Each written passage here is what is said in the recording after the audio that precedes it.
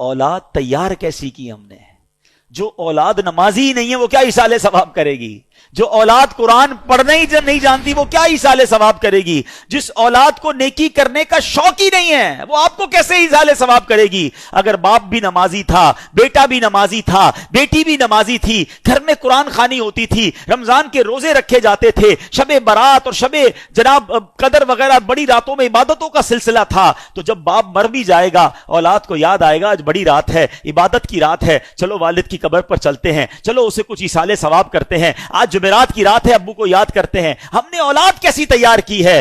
یہ سوال بنتا ہے۔ پیارے آقا فرماتے ہیں کہ جو اپنے ماں باپ کی طرف سے حج کرے، ماں باپ کی طرف سے تو حج ادا ہو جائے گا، حج کرنے والے کو مزید 10 حج کا ثواب ملے گا۔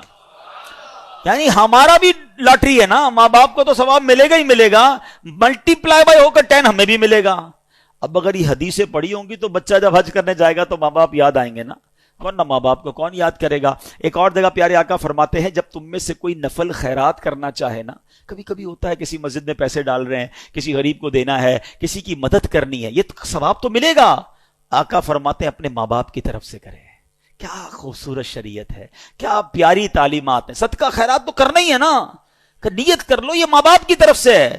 نبی پاک فرماتے ہیں اس کا ثواب انہیں ملے گا اور خیرات کرنے والے کے ثواب میں بھی کوئی کمی نہیں آئے گی، تمہیں بھی ثواب ملے گا، ماں باپ کو بھی مل جائے گا۔ سچ بتاؤ جب ماں باپ کو کوئی بیٹا روز ثواب پہنچاتا ہوگا ان کی روح کتنی قبر میں خوش ہوتی ہوگی۔ بیٹے نے ظہر پڑھی ہے تو دعا کی ہے، عصر پڑھی ہے تو دعا کی ہے، تھوڑے پیسے خرچ کی ہیں تو ثواب پہنچایا ہے، جمعہ ہوا ہے تو قبر پر آ کر یاسین سنا کر گیا ہے، عمرے پر گیا ہے تو میرے نام کا عمرہ کیا ہے، حج پر گیا ہے تو مجھے نہیں بھولا، مزار پر گیا ہے تو مجھے یاد کیا ہے، کسی غریب کی مدد کی ہے تو مجھے یاد کیا ہے، میرے مرحوم میرے مرنے کے بعد میرے رشتہ داروں کا بھلا کر رہا ہے۔ یہ وہ کام ہیں جو کر کے ہم اپنے مرحوم والدین کی روح کو خوش کر سکتے ہیں۔